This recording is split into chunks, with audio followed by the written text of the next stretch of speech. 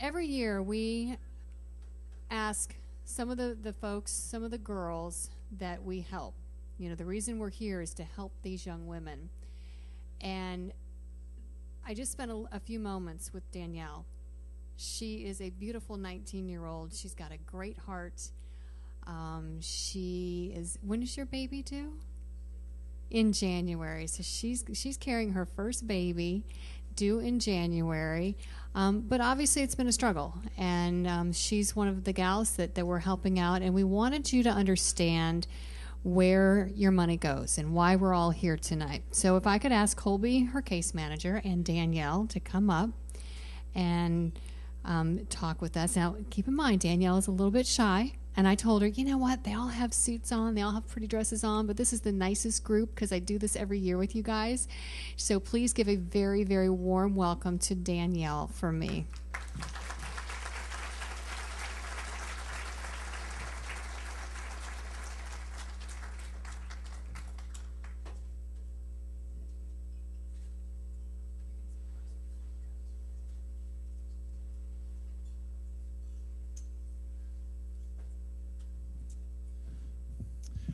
My name is Colby Chamberlain. I have the privilege to work with these girls every day. I'm the case manager at the Pregnant and Parenting Teen Program.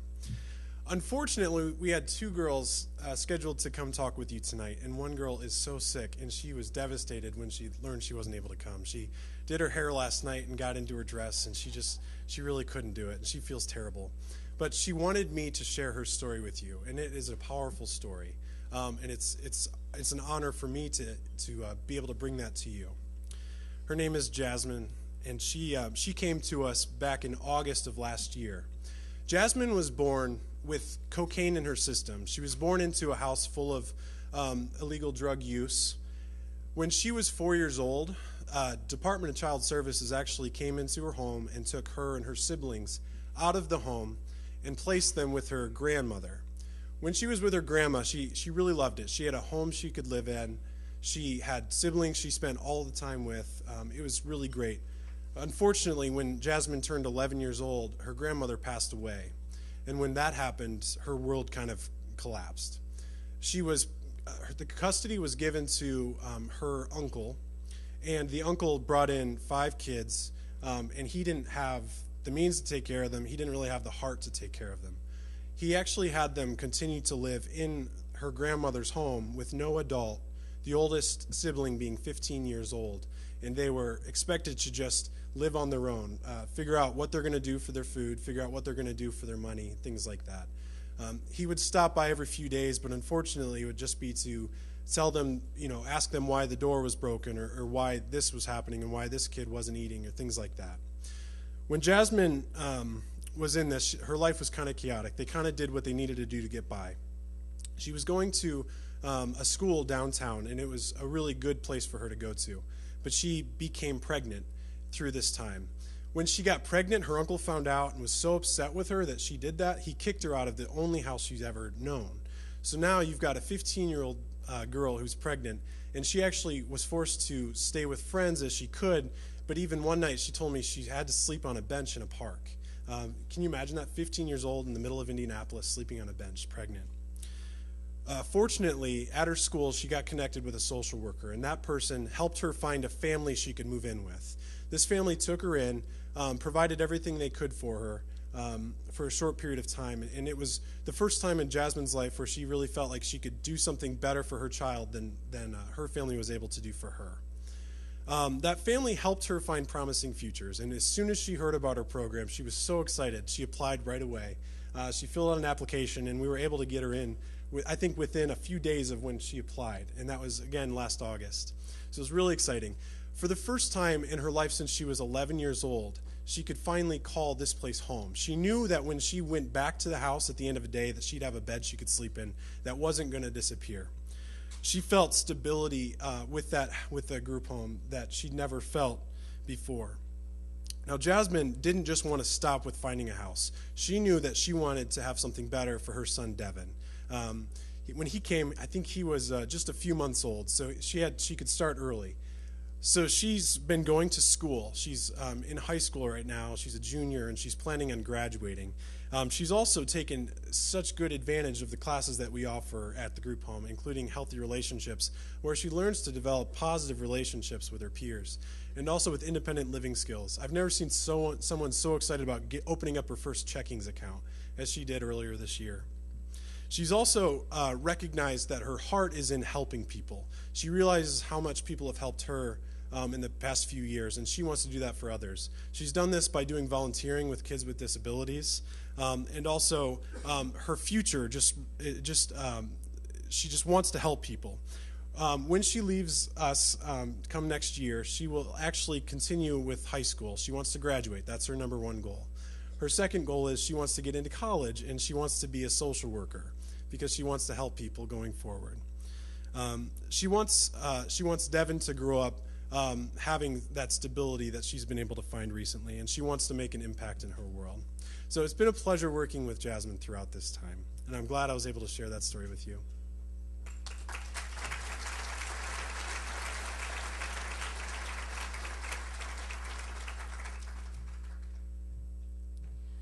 All right, Danielle just said to me, I want you to come up there with me. And I said, no, you don't need me to. She's great. So a warm welcome for our young lady here, Danielle.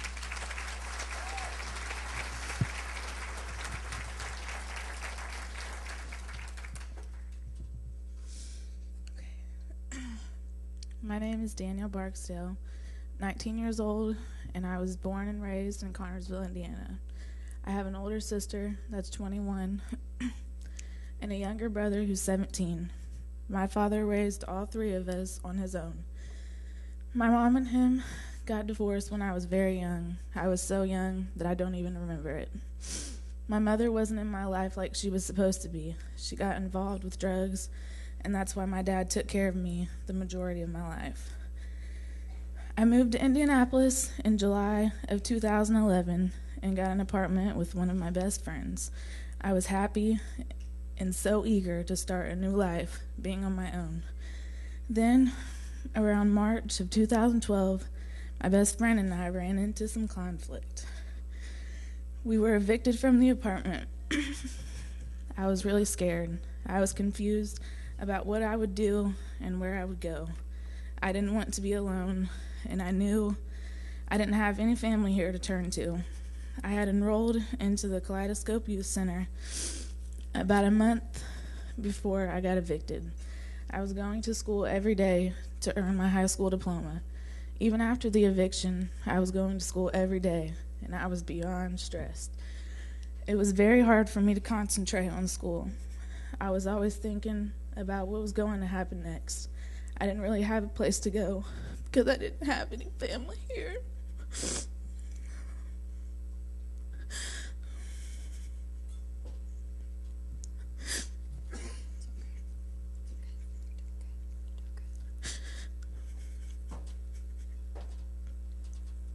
So I was on my own with everything and every decision I made.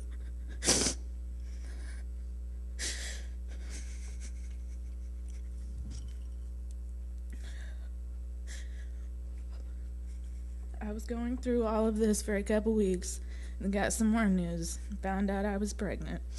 I was happy because I love kids, but also worried about my life circumstances at the time. I was homeless, pregnant, and going to school every day. My neighbor where I lived at in the apartment was kind enough to let me put all my belongings in his home, and he let me stay there occasionally. Things got so bad to where I actually stayed in an abandoned home alone. I can honestly say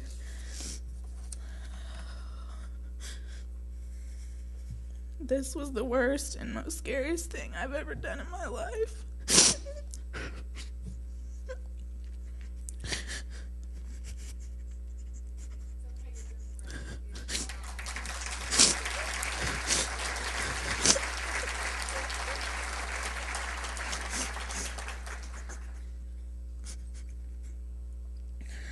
I was scared of being hurt. I maybe slept an hour the whole time I was there. I was probably there for 6 hours by myself. Could anyone imagine what that was like for me, sitting in a dark, cold, and empty home all alone?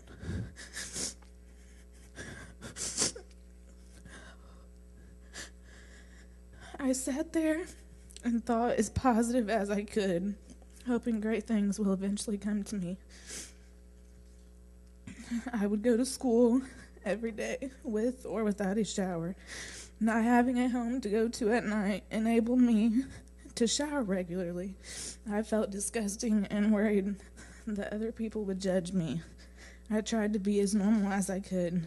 Even though I was feeling this way, I tried to focus on school the best I could.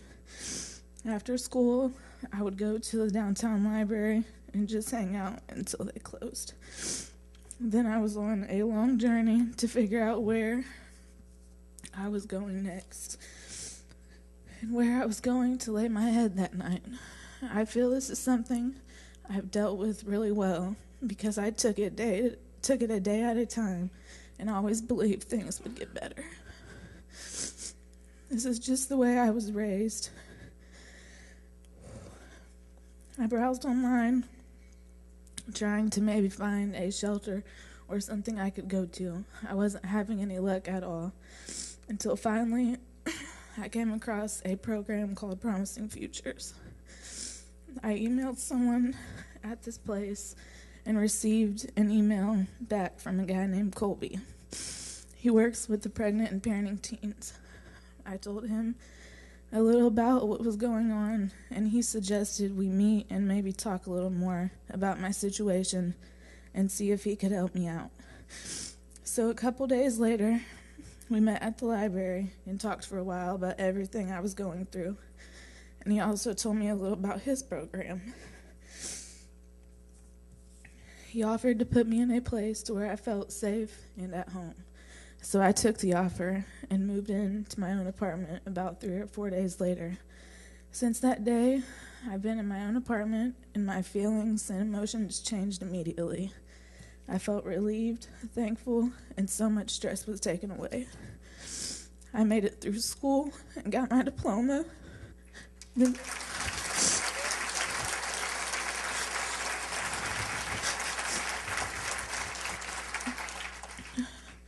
And 2 weeks later, started at Ivy Tech, where I'm now enrolled and studying law.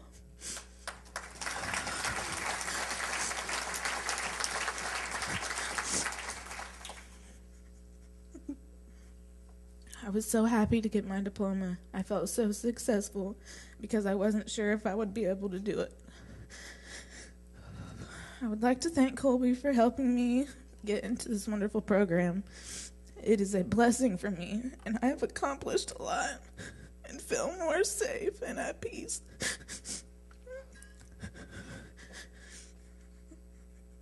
I would also like to thank Abby, my therapist, for being such a great support since she's been working with me. She's given me very good advice and helped me process decisions. I take time every day and every night to just pray and thank God for all the wonderful things He has done for me.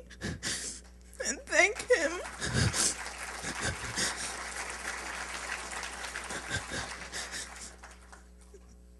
for the people He's brought in my life to get me to where I am today. I feel so different today than what I did 1 year ago. I've accomplished many things that I thought I couldn't do. I'm more mature and focused on my future. I am emotionally stronger and more confident in my ability to handle difficult situations. And that's it.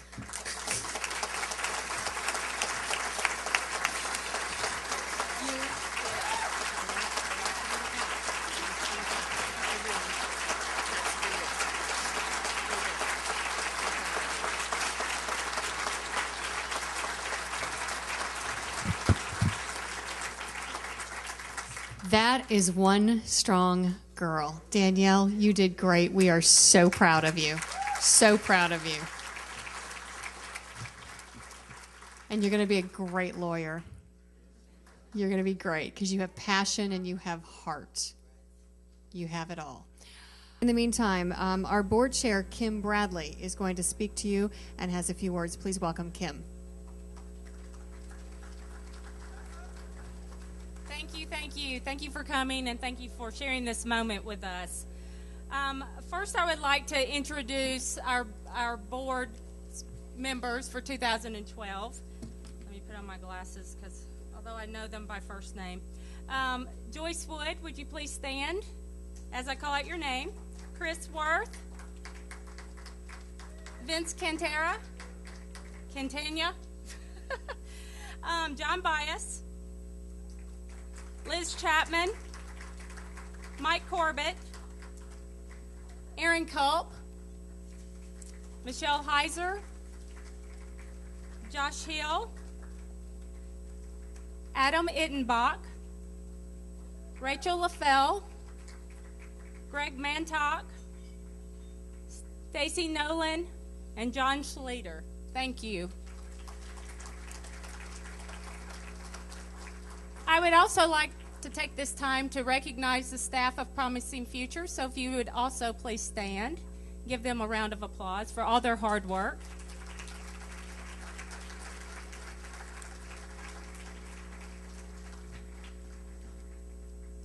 To give you a little bit of information about Promising Futures, we provide resources to develop healthy relationships and create positive changes for our youth and families. We do this by building healthy relationships, as you've heard, providing safe living environments, and fostering youth leadership and awareness. Tonight you have learned a little bit more about Promising Futures and will continue to learn about us throughout the evening. And you'll learn more about our Pregnant and Parenting Teen services, which currently provides comprehensive services designed to develop pregnant and parenting teens. One last thing that I'd like to definitely do is make sure that I recognize John and Christy Bias for chairing this amazing event, and we continue to do this every year, and we could not do that without your help and then those of the committee members. Thank you, John.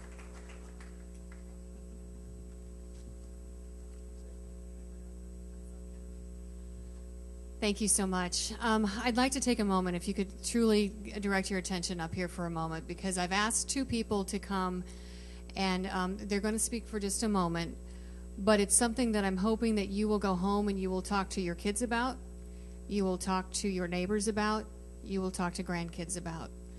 Last month, Brett Finbloom was 1 week away from going to college, and Brett was celebrating with friends, and there was underage drinking, and Brett died. You may recall this story on the news, because these two people, if they say that life is 10% of what happens to you, 90% of how you handle it, these are two of the most amazing parents that I have ever met in my entire life, because from day one, literally day one at the hospital, they talked to the kids, the 70 to 100 kids that gathered there from Carmel High School. This is one of our Hamilton County boys. He had just graduated from Carmel. They talked to the kids at the hospital the day that Brett died about the dangers of underage drinking. Now, the reason I'm bringing this up tonight is because State Senator Jim Merritt had authored the Lifeline bill, the Lifeline law. It had just gone into effect the month before. And the Lifeline law is that if you are underage, if you are drinking, and there is a medical emergency and you call 911, you will not get into trouble. That's very, very important. So Dawn and Norm have been incredible in talking to kids and parents and schools, and we are going to partner with them in helping to get the word out about Brett and the Lifeline law, because as Dawn says, I don't want any other child to go through this. So I asked Dawn and Norm to come up and just take one moment and tell you why this is so important, and it'll help you understand as you give tonight. You're also going to help us spread the word with our new partnership with Senator Merritt and the Finblooms and the Lifeline law. Please welcome these two parents. They are also very brave.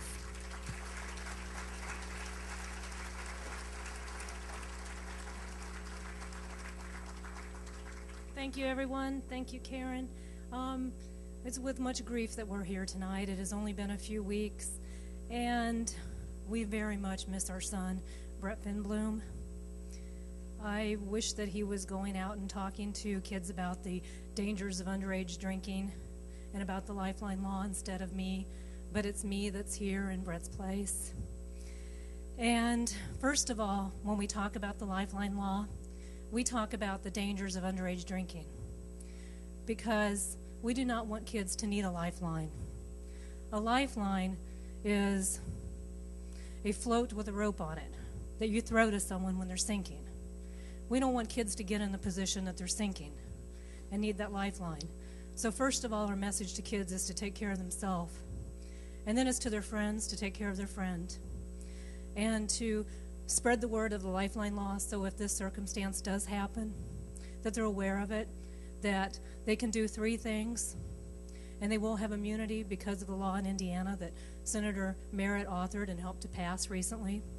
And that is if they call 911 and they stay so they can do what 911 tells them to do to help out, and then they cooperate when the first responders get there, that they will not be prosecuted for underage drinking and for some other offenses.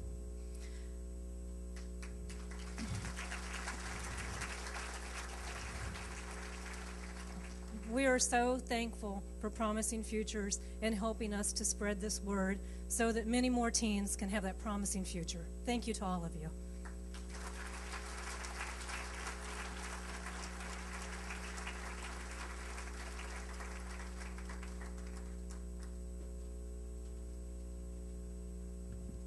So do me a favor and go home. Talk to your kids about underage drinking and the dangers, but also about that Lifeline Law.